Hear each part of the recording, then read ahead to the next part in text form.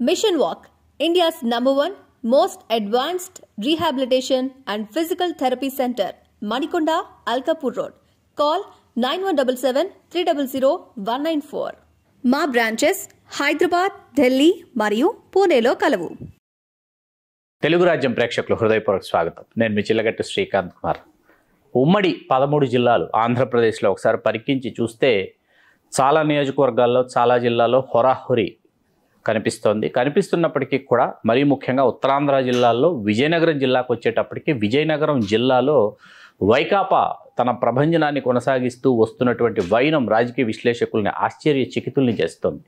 ఎందుకు ఆశ్చర్యచకితుల్ని చేస్తోంది అని ఒకసారి ఆ లోతుల్లోకి వెళ్ళి పరిశీలించి చూస్తే తెలుగుదేశం పార్టీ ఆది నుంచి ఇక్కడ ఉత్తరాంధ్ర కాపులు ఎవరైతే ఉన్నారో ఈ సామాజిక వర్గాన్ని పక్కన పెడుతూ, లేకపోతే అణగతొక్కుతూ వస్తూ, లేకపోతే ఒక పర్యాయం ఎన్నికల్లో అవకాశం ఇచ్చిన వాళ్ళకి తర్వాత ఎన్నికల్లో అవకాశం ఇవ్వకుండా ఇట్లాంటి కారణాలు ప్రత్యేకించి కనిపించాయి.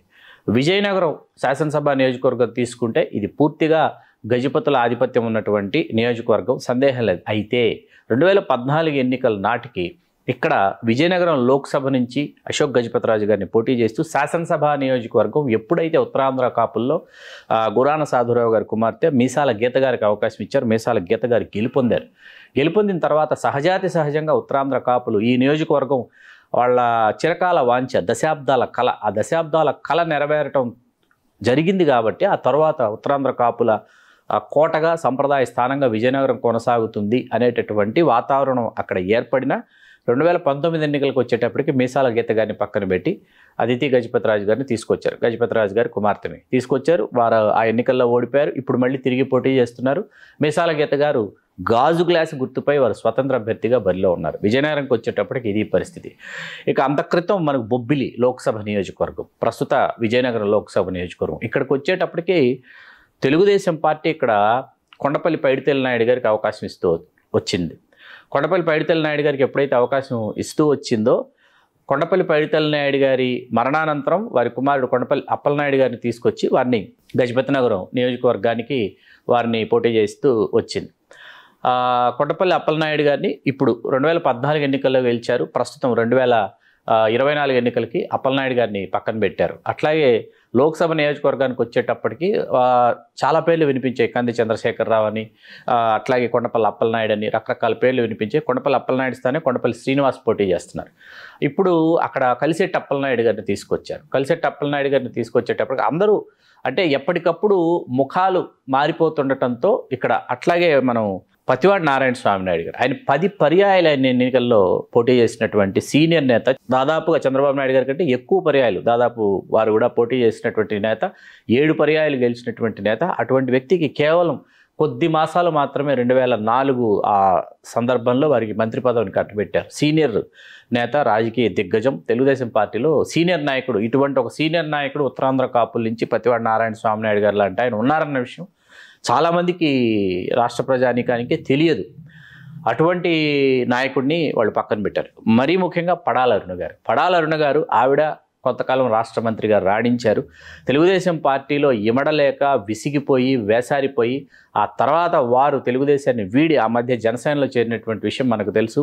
ప్రస్తుతం ఆవిడ జనసేన నుంచి కూడా పోటీ చేసేటటువంటి పరిస్థితి లేదు. ఇట్లా నాయకుల్ని మార్చుకుంటూ వెళ్ళడం, ఫేసెస్ని మార్చుకుంటూ వెళ్ళటం మీకు విజయనగరం జిల్లాలో ఏమైపోయిందంటే మరీ ముఖ్యంగా ఉత్తరాంధ్ర కాపుల్లో తెలుగుదేశం పార్టీ అనేటప్పటికీ తెలియనటువంటి ఒక నైరాశ్యం, నిర్లిప్తత. చీపురుపల్లి నియోజకవర్గానికి వచ్చేటప్పటికి చీపురుపల్లి నియోజకవర్గంలో 2 పర్యాయాలు కృష్ణా జిల్లా నుంచి కమ్మ సామాజిక వర్గం నుంచి గద్దెబాబురావు గారిని తీసుకొచ్చి 94-95 ఎన్నికల పోటీ చేయించి గెలిపించడం తెదేపా వే ఉన్నటువంటి సమయం అన్నమాట అది. ఆ తర్వాత కిమిడి కుటుంబానికి చెందినటువంటి వారిని శ్రీకాకుళం జిల్లా నుంచి తీసుకొచ్చి విజయనగరం జిల్లాలో మృణాలిని గారిని పోటీ చేయించడం, 2014 ఎన్నికల్లో బొత్స సత్యనారాయణ గారు ఓడిపోవడం, తర్వాత కిమిడి నాగార్జున 19 ఎన్నికల్లో పోటీ చేసి బొత్స గారి మీద ఓడిపోవడం. అంటే 2 పర్యాయాలు కిమిడి కుటుంబానికి అవకాశం ఇచ్చారు. తిరిగి ఇప్పుడు మళ్ళీ కిమిడి కళా వెంకటరావు గారిని, అదే కుటుంబానికి కిమిడి కళా వెంకటరావు గారు ఇప్పుడు అక్కడికి వచ్చి బొత్స సత్యనారాయణ గారి మీద పోటీ పడుతున్నారు. అంటే faces of the party, faces of the constituencies ఆ డిస్టిక్లో ఏంటంటే వాళ్ళు లేకుండా పోవడం అనమాట. ఆ లేకుండా పోవడం అనేది తెలుగుదేశం పార్టీని నైరాశ్యంలో వేసింది. ఎస్కోటకు వచ్చేటప్పటికి కోళ్ళప్పల నాయుడు గారు, ఆ తర్వాత కోళ్ళ లలిత్ కుమార్ గారు, మధ్యలో ఎన్ఆర్ఐ గొంపకృష్ణని తీసుకొచ్చారు. గొంపకృష్ణని తీసుకొచ్చి ఇదిగో రేపో మాపో నువ్వే అభ్యర్థి అన్నారు. కాదు సీనియర్ కాబట్టి కోళ్ళ లలిత్ కుమార్ గారికి ఇస్తున్నామని ఉత్తరాంధ్ర వెల్మలు, కొప్పుల వెల్మలు ఇచ్చేటప్పటికి అక్కడ గొంపకృష్ణ రూపంలో అక్కడ ఒక ప్రత్యర్థి తయారు కావడం శృంగవరపుకోటలో. అక్కడ మళ్ళీ కొప్పులవెలం నుంచి కడుబండి శ్రీనివాసరావు వైకాపా అభ్యర్థి గెలిచేటటువంటి పరిస్థితి. చీపురుపల్లిలో బొత్స సత్యనారాయణ గారు గెలిచేటటువంటి పరిస్థితి. నెల్లిమర్లకు వచ్చేటప్పటికి ఇక్కడ జనసేన అభ్యర్థిగా బ్రాహ్మణ సామాజిక వర్గానికి అవకాశం ఇవ్వడం లోకం మాధవ్ గారు. భర్త కాపుగారు అయినప్పటికీ వారు బ్రాహ్మణ సామాజిక వర్గం. అక్కడ హోరాహోరీ ఉంది, నెల్లిమర్లలో హోరాహోరీ ఉంది, కానీ మనం లేదని చెప్పట్లే. బొబ్బిలి ఒక్కటి మొత్తం విజయనగరం జిల్లా తీసుకుంటే బొబ్బిలిలో మాత్రమే తెలుగుదేశం గెలిచేటటువంటి ఒక పరిస్థితి కనిపిస్తోంది. మిగతా చోట్ల మొత్తం వైకాపా తన పట్టును నిలబెట్టుకోబోతోంది అన్నది రాజకీయ విశ్లేషకుల్ని ఆశ్చర్యానికి గురి చేస్తుంది. ఎందుకంటే బొత్స సత్యనారాయణ గారి కుటుంబం, బొత్స సత్యనారాయణ గారు, అప్పల నరసయ్య గారు, బడుకొండ అప్పలనాయుడు గారు, ముగ్గురు కుటుంబ సభ్యులు పోటీ చేస్తున్నారు. ముగ్గురు కుటుంబ సభ్యులు. అట్లాగే బొత్స ఝాన్సీ గారు వైజాగ్ నుంచి వారు లోక్సభకి బరిలో ఉన్నారు.